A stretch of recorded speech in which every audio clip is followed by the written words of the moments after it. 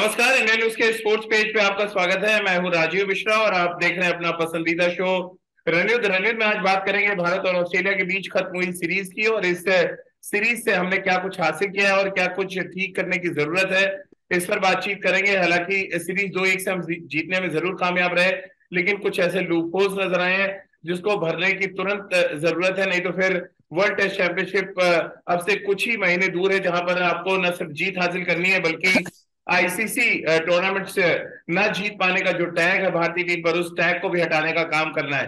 यानी कि इस सीरीज ने क्या हमें आईना दिखाया और इस आईने में हमने क्या कुछ पॉजिटिव और नेगेटिव चीजें देखी हैं, आज उस पर बातचीत करने के लिए दो स्पेशल मेहमान हमारे साथ हैं। हमारे साथ मुंबई से अयाज सर जुड़ रहे हैं और हमारे साथ बेंगलुरु से इस समय राजकुमार सर जुड़ रहे हैं, जो एक मीटिंग के लिए बेंगलुरु पहुंचे, लेकिन हमने उनको तुरंत पकड़ा और अयाज सर को भी आज हमने रिक्वेस्ट किया कि आज कुछ डिफरेंट पैनल के साथ बातचीत शुरू की जाए।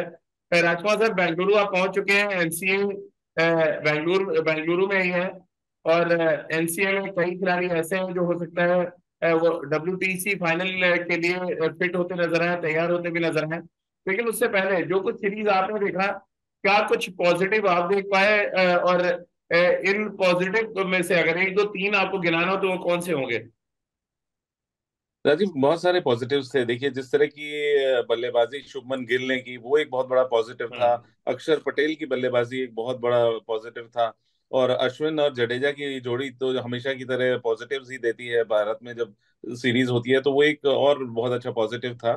तो कुल मिला के काफी कुछ अचीव किया भारत ने इसमें। विराट कोहली ने टेस्ट क्रिकेट में लंबा शतक बनाया, तो वो एक बहुत अच्छी खबर है भारतीय क्रिकेट के लिए, क्योंकि लंबे समय से उनका टेस्ट क्रिकेट में शतक नहीं बन रहा था। और जी। बहुत शानदार बल्लेबाजी करके उन्होंने ऑलमोस्ट डबल हंड्रेड ही बनाने वाले थे, अनफॉर्चुनेटली वो नहीं हुआ। तो हम्म। काफी सारे पॉजिटिव्स हैं हमें वर्ल्ड टेस्ट चैंपियनशिप में जाने से पहले। और अच्छा बात है कि हमने ऑस्ट्रेलिया जैसी मजबूत टीम को 2-1 से हराया, और तो भारत का टीम का एक मनोबल भी काफी ऊपर होगा, और वो इसी उससे जाएंगे क्योंकि सामने ऑस्ट्रेलिया ही है। तो कहीं ना कहीं हम्म। बैक ऑफ द माइंड होगा ऑस्ट्रेलिया के कि इस टीम ने हमें अभी सीरीज में हराया है, तो वो एक एडवांटेज साइकोलॉजिकल भारत को हम्म। जरूर रहने वाला है इस पर्टिकुलर मैच में। आया सर, आपके पीछे ढेर सारी किताबें मैं देख पा रहा हूँ। इनमें से 11 किताबें बेस्ट निकाली हो और उन बेस्ट में से तीन अच्छी कहानियां अगर निकाली हो तो कौन सी आप निकालना पसंद करेंगे? क्योंकि 11 खिलाड़ी खेले, ऑलमोस्ट कोई ज्यादा चेंजेस नहीं हुए। एक चेंज हुआ था जब सूर्य कुमार यादव आए, को बाहर किया गया और श्रेयस आ गया, नहीं तो ऑलमोस्ट पूरी टीम वही खेलती नजर आई, 11 के 11। क्या कुछ पॉजिटिव आप देख पाए इस सीरीज से? नहीं, मेरे ख्याल से जो जो राज ने बताया वो बिल्कुल सही है। जो पॉजिटिव उन्होंने जिस पे उन्होंने उंगली रखी है, बिल्कुल सही उंगली रखी है। मैं कहूंगा शुभमन गिल जिस तरह से, और ये क्वालिटी जो उनकी इनिंग की थी ना, ये हाँ। नहीं है कि सिर्फ सेंचुरी मारी है, जिस तरीके से मारी है, जो जो अश्योरेंस के साथ खेले, जो आत्मविश्वास के साथ, और जो जबरदस्त फ्लुएंसी और स्ट्रोक प्ले है उनका, मेरे ख्याल से ये बताता है। उनके अलावा मैं मानता हूँ कि कैमरन ग्रीन और इंग्लैंड के हैरी ब्रुक, ये तीन उभरते हुए सितारे हैं बैटिंग के जी। विश्व में। और आने वाले 10-12 साल के अंदर आप इनके ऊपर बिल्कुल अपनी निगाहें रखिए, क्योंकि ये बड़े स्टार्स बनने वाले हैं। लेकिन इंडिया के लिए शुभमन गिल का रन बनाना, सेंचुरी बनाना, ये फॉर्म दिखाना, ये बहुत ही एक इम्पोर्टेंट माइलस्टोन है उनके जीवन में। और मेरे ख्याल से इंडिया के लिए बहुत बड़ी एक मजबूती बनती है वर्ल्ड टेस्ट चैंपियनशिप के लिए, क्योंकि पिछले 3-4 महीने में उनसे ज्यादा रन किसी ने नहीं बनाए इंडिया के लिए, और उनसे शायद अच्छा भी किसी ने नहीं खेला है। लेकिन मैं यहाँ जी। पर कहूंगा, विराट कोहली का रिटर्न टू फॉर्म जो है, एक जी। सौ छियासी रन, ये बहुत ही मायने रखती है। भले ऐसा पहले जैसे इनिंग ना हो कि भाई जो फ्लुएंसी में खेलते थे, फ्लुएंसी तो मैं कहूंगा इस इनिंग में भी थी, लेकिन जो हम्म। आक्रामक अंदाज अपनाते थे शायद वो कम था। लेकिन मौके की जरूरत भी वही थी कि आप इनिंग्स को संभालें। और सबसे बड़ी बात यह है कि आप 186 का स्कोर लेके अब वर्ल्ड चैंपियनशिप ऑफ क्रिकेट में जाते हैं, तो पूरा जो प्रेशर है, जो दबाव है, हम्म। अब ऑस्ट्रेलिया पे चढ़ गया है। क्योंकि ना सिर्फ उन्हें रोहित और शुभमन गिल का और चेतेश्वर पुजारा का सामना करना हम्म। पड़ेगा, लेकिन इन फॉर्म विराट कोहली का भी। और पिछले 6 महीने में आप विराट का भी फॉर्म देखें तो T20 में एक सेंचुरी लगी है, ओडीआईज में 2 सेंचुरी लगी है, और टेस्ट में जो 3 साल तक नहीं हुआ था वो सेंचुरी भी लग गई। तो मेरे ख्याल से ये कमबैक मैन आप उन्हें कह सकते हैं इंडियन क्रिकेट, ये जी। इंटरनेशनल क्रिकेट के। एक आया सर और बड़ा इंपॉर्टेंट फैक्टर है जिसपे बहुत कम लोग चर्चा कर रहे हैं कि टेस्ट सीरीज 4-0 से खत्म हुई, हाईएस्ट रन गेटर्स हम देख रहे थे तो विराट वहां पे नंबर 1 पे नजर आ रहे हैं। नंबर 2 पे अक्षर पटेल और फिर रोहित है, यानी कि रोहित विराट का जो कंट्रीब्यूशन है अभी भी बहुत मायने रखता है टेस्ट क्रिकेट में, और ये दिखाता है कि एक्सपीरियंस क्या कुछ करता है। वो चाहे हम रोहित की सेंचुरी की बात कर लें, विराट की इनिंग्स की बात कर लें, या विराट जो छोटे छोटे कंट्रीब्यूशन देते रहे उन विकेट्स पे जहाँ पे बैटिंग करना ऑलमोस्ट इम्पॉसिबल था। कैसे आप देखते हैं, क्या वाकई रोहित विराट के बिना अभी भी बैटिंग अधूरी है इंडियन टीम की, खासतौर से टेस्ट क्रिकेट में?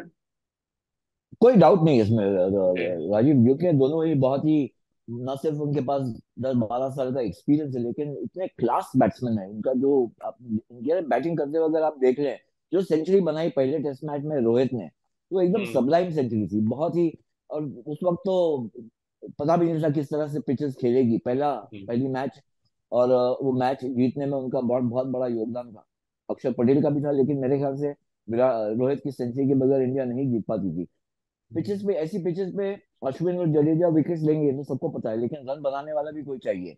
जहां इंदौर में दोनों इनिंग में इंडिया बॉम्ब हो गई और वो मैच हम बुरी तरह से हार गए। तो रोहित का पहली मैच में सेंचुरी बनाना, और फिर इनका विराट का आखिरी मैच में इन बिटवीन शुभमन गिल की सेंचुरी।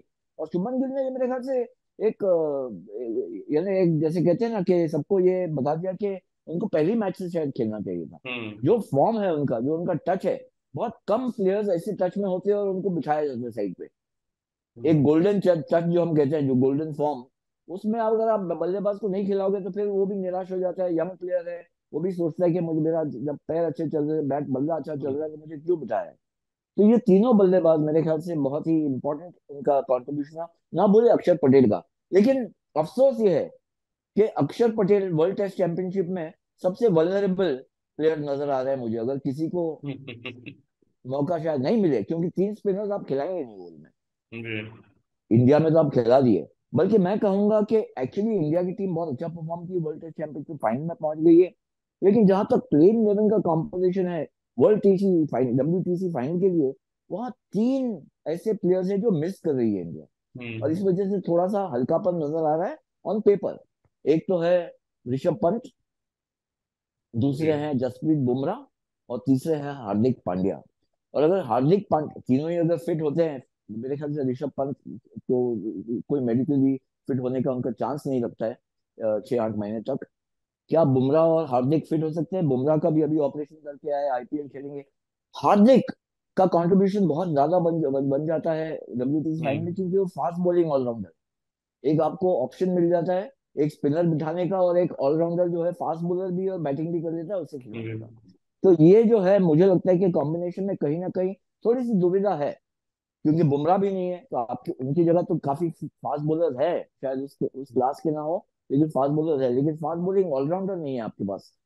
हार्दिक के जी। बाद है शार्दुल ठाकुर। जी।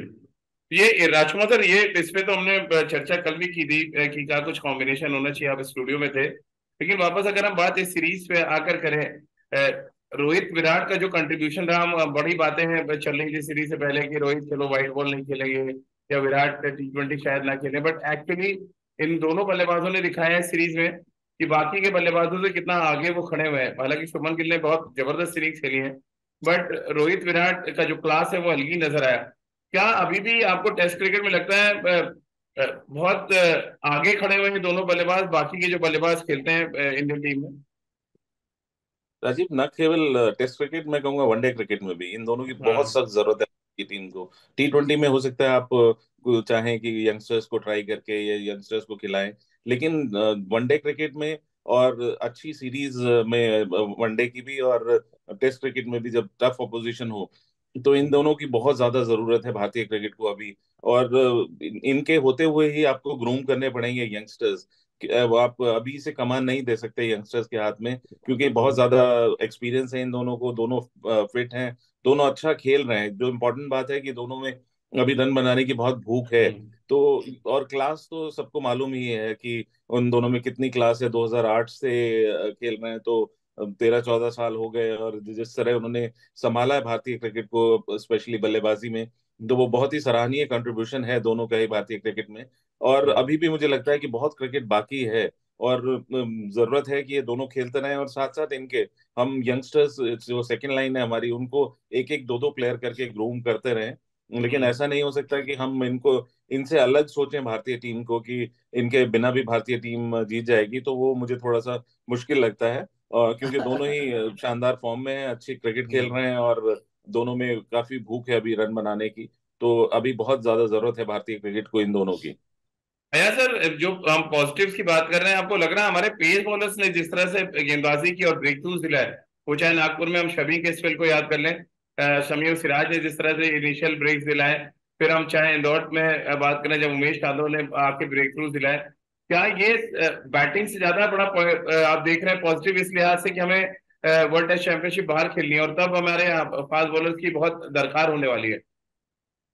नहीं, मैं कहूंगा कि बैटिंग ज्यादा इंपॉर्टेंट है राजीव, क्योंकि जी। वहां पर नेचुरली फास्ट बॉलर्स को कंडीशंस हेल्प करेंगे। और पिछली बार भी हम्म। वर्ल्ड टेस्ट चैंपियनशिप फाइनल में अगर हम देखें, अगर नजर डालें, हम न्यूजीलैंड से इसलिए हारे क्योंकि हमारे बैटिंग जो है कुछ हम्म। खास रन नहीं बना पाई। बॉलर्स ने तो अच्छा खासा परफॉर्म किया था, खाली दूसरी इनिंग में रॉस हम कोलैप्स टेलर कर गए और जी। जी। केन विलियमसन और रॉस टेलर ने चौथी इनिंग में बहुत जबरदस्त खेला। लेकिन हम्म। पहले तीन इनिंग में अगर हम 80 90 रन 100 रन ज्यादा बना लेते तो शायद उस हम्म। बार भी हम जीत सकते थे। बहरहाल दोनों या तीनों ही तेज गेंदबाजों ने, उमेश यादव, मोहम्मद शमी खास हम्म। करके, और वो तो स्पीयरहेड हो गए अब अपने पेस अटैक की, क्योंकि बुमराह है नहीं, और जी। सिराज, तीनों ने बहुत मेहनत की और बहुत अच्छी बॉलिंग की इंडियन कंडीशंस में। और मुझे लगता है ये तीनों, देखिए स्क्वाड अगर आप देखें तो तीनों की जगह बनती है, ये तीनों जाएंगे।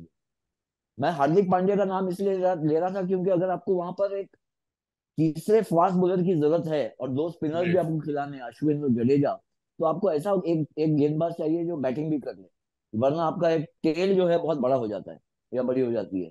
तो हार्दिक पांड्या अगर फिट होते हैं, फील्डर भी अच्छे हैं, हम्म। बैटिंग भी अच्छी कर लेते हैं और बॉलिंग भी, पर ये नहीं है कि आप 3 4 ओवर ही कर सके, तो फिर यानी मैच में आपको ये नहीं होना चाहिए कि आप ब्रेक डाउन हो जाए। तो एक एक तरह से थोड़ा सा दिक्कत है, क्योंकि फिटनेस जो है अगर पूरी ना हो तो फिर मतलब नहीं बनता है, मकसद नहीं पूरा होता है कि उनको टीम में इंक्लूड करें। जी। अब राजकुमार सर, एक सवाल और, जैसे मैंने उमेश यादव और सिराज शमी को लेकर बातचीत की, क्या आइडियली आप इन्हीं तीन गेंदबाजों को ग्रूम करेंगे वर्ल्ड टेस्ट चैंपियनशिप के फाइनल के लिए? बिल्कुल राजीव, इनके अलावा मुझे नहीं लगता कि आप यहाँ पर उमरान मलिक या शार्दुल ठाकुर या प्रसिद्ध कृष्णा किसी के बारे में सोचेंगे, क्योंकि बहुत बड़ा मैच है राजीव, और यहाँ पर बहुत एक्सपीरियंस चाहिए, बहुत क्वालिटी भी चाहिए आपको। क्वालिटी उन बॉलर्स में भी है जिनका मैंने नाम लिया, तभी वो इंडिया के सर्किट में हैं। लेकिन यहाँ पर एक्सपीरियंस की भी काफी जरूरत पड़ेगी, और ये तीनों ही शानदार गेंदबाजी कर रहे हैं, और बुमराह की कमी काफी हद तक पूरी की है इन लोगों ने। तो मुझे लगता है कि प्लेइंग 11 में तो यही तीनों रहने वाले हैं।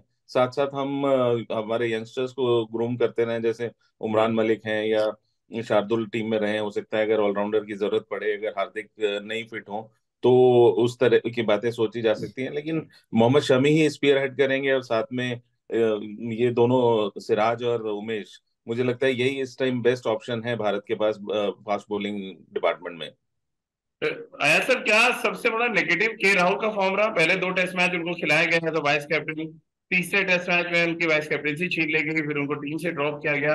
आप अभी भी मानते हैं उनमें बचा हुआ है कुछ दमखम, या आपको लग रहा है उनको डोमेस्टिक क्रिकेट खेलना पड़ेगा, जाके फॉर्म हासिल करना पड़ेगा तभी वो आ पाएंगे? क्योंकि जिस तरह की बैटिंग शुभमन गिल ने कर दी इस सीरीज में, ऑलमोस्ट रास्ता ब्लॉक सा कर दिया रोहित और शुभमन ने जिस तरह का फॉर्म दिखाया, क्या इस सीरीज में सबसे बड़ा नेगेटिव के राहुल का फॉर्म रहा?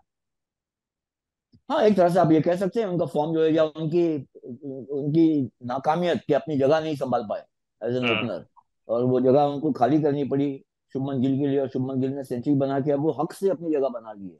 अब आप उनको हाँ। हिला नहीं सकते। अब 3 महीने तक आपके पास, उनके पास, के राहुल के पास मौका केवल आईपीएल में ही है कि, और ऑस्ट्रेलिया के खिलाफ जो ओडीआई सीरीज है उसमें कि बताए कि रन आप कितने कर सकते हैं या फॉर्म में है या नहीं। लेकिन वो हाँ। इतने ज्यादा मायने मेरे ख्याल से वर्ल्ड टेस्ट चैंपियनशिप के लिए नहीं रखेगी। मैं ये मानता हूँ कि वो स्क्वाड में रहेंगे, और अगर उनका नंबर लगना भी है कहीं तो फिर वो मिडिल हम्म। ऑर्डर में लग सकता है कि श्रेयस अय्यर अनफिट है, इंजरी है, या वो फिट नहीं हुए वगैरह वगैरह, अगर ऐसा कुछ होता है, या बहुत एक इमरजेंसी स्टेप आपको लेनी पड़े कि उनको विकेट हम्म। कीपर बना दिया और आपने टीम में रख दिया। लेकिन अगर आपको इंग्लैंड में खेलना है backup wicket keeper, part time wicket keeper, वो सही बात नहीं है मेरे ख्याल से, वो क्रिकेटिंग लॉजिक नहीं बनती है हम्म। उसकी, कि केवल एक उनकी बैटिंग के लिए आप उनको विकेट कीपर बना दे, मेरे ख्याल से ये सही नहीं है। तो आपको मेरे ख्याल से केएल राहुल को मेहनत करनी पड़ेगी। अब डोमेस्टिक मैचेस में लेकिन चांस आया बहुत सर कम अभी है। विकेट कीपिंग का, क्योंकि आपने जिक्र किया है, इस पूरी सीरीज में दूसरा कोई नेगेटिव सबसे ज्यादा तो के एस भरत की विकेट कीपिंग थी, क्योंकि इतने कैचेस छोड़े उन्होंने, इतनी जल्दी वो खड़े हो जा रहे थे। राजकुमार सर शायद ज्यादा बेहतर ब्रीफ कर सकते हैं कि स्पिनर्स के अगेंस्ट अगर आप जल्दी खड़े होंगे तो फिर एजेस छूटेंगे। आपने देखा एक तो बड़ा सिंपल कैच छूटा था पेस बॉलर पे, उमेश यादव की गेंद थी जहां तक मुझे याद है, बहुत डॉली कैच उन्होंने छोड़ा था। क्या ये एक जगह है जहां पे बहुत टीम मैनेजमेंट बहुत गंभीरता से सोच रही होगी? के एस भरत, के एल राहुल, ये जो साउथ का प्यार थोड़ा चल रहा है टीम इंडिया के साथ, थोड़ा कम करना पड़ेगा।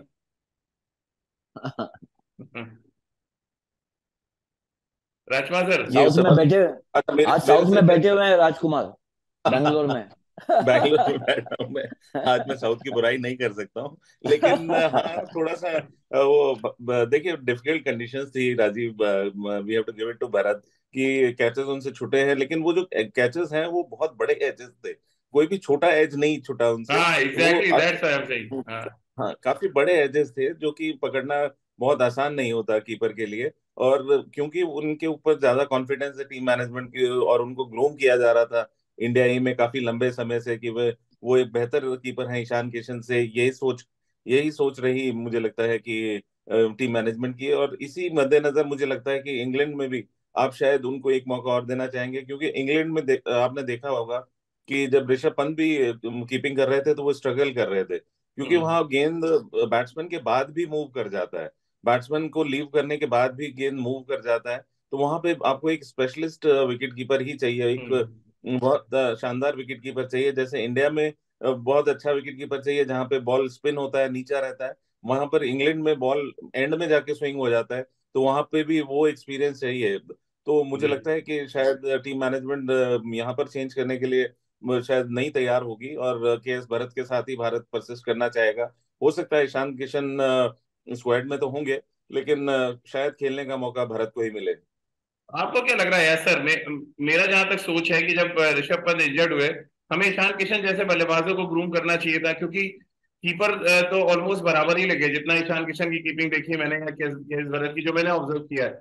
आपको लग रहा है बीइंग लेफ्ट हैंडर एक एडवांटेज देना चाहिए था हमें, और वर्ल्ड टेस्ट चैंपियनशिप के लिए तब हम शायद एक तैयार विकेट कीपर देख पाते?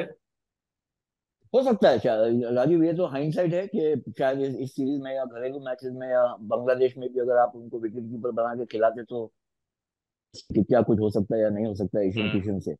लेकिन अब जो है, मैं बिल्कुल सहमत हूँ राज से कि ज्यादा ज्यादा मौका नहीं है अब हम्म। ऑप्शंस ट्राई करने के लिए, कोई एक्सपेरिमेंट का मौका नहीं बचा है। एक्सपेरिमेंट का अगर मौका बचा है, जैसे मैंने कहा, अगर हार्दिक फिट होते हैं तो आप उनको टीम में लेके आ सकते हैं, या ऐसा कर सकते हैं कि आप स्क्वाड को थोड़ा बड़ा करें और एक टीम के साथ रहने का ऑप्शन दे। हम्म। प्लेयर्स जैसे यशस्वी जायसवाल हो, सरफराज खान हो, उमरान मलिक हो, इनको टीम के साथ भेजे मैच में ना। प्लेइंग हम्म। 11 में तो जगह नहीं बनेगी, लेकिन एक एक्सपीरियंस मिलेगा। और ये बहुत इंपॉर्टेंट होता है कि आप रोहित और विराट और ऐसे प्लेयर्स के साथ जा रहे हैं ओवरसीज, और एक बड़ा मैच जो है उसके आप कॉन्टिजेंट के या स्क्वाड के मेंबर है, वो भी एक बहुत बड़ा लर्निंग कर्व होता है। तो ये हो जी। सकता है, लेकिन मुझे नहीं लगता है कि ज्यादा चेंजेस आएंगे इस टीम में।